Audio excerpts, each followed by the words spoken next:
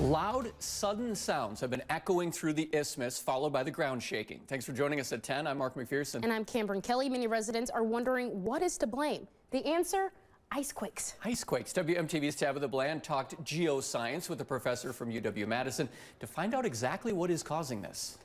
Mark and Cameron, he described the probability of icequakes as a piece of a puzzle, a three-piece puzzle to be exact, which is cold temperatures, wet soil, and barely any snow on the ground to act as insulation. He says that right now, the Isthmus has all three, and it's hard for residents to miss.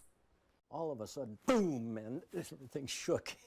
At around 10:30 on Wednesday, that's exactly what John Ganal felt at his dining room table. It shook the place. Living right on Lake Monona, The whole apartment just completely shook, and there was a loud sound. Ganal felt an icequake. What's happening in Madison throughout the Isthmus is essentially seismic energies being released from the ground cracking. Luke Voll with UW-Madison's Geoscience Department explains that on the Isthmus, the soil is saturated with water. The groundwater is really close to the surface in Madison in particular because of the lakes. They sort of control the groundwater table. And when that water freezes, it expands. And they can apply so much pressure that it actually cracks the ground apart.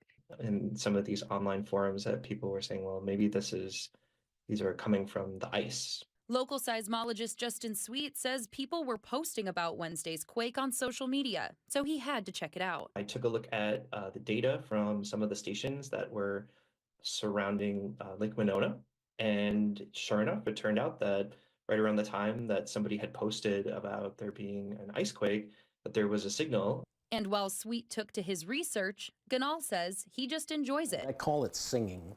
The ice sings. As part of living on the lake. Icequakes are part of the lake life. Yes, they are.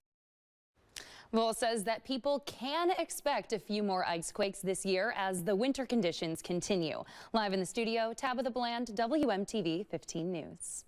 What an interesting story. Thank you, Tabitha. The icequakes are more common when there is a drastic cold snap in temperatures like we've been seeing recently.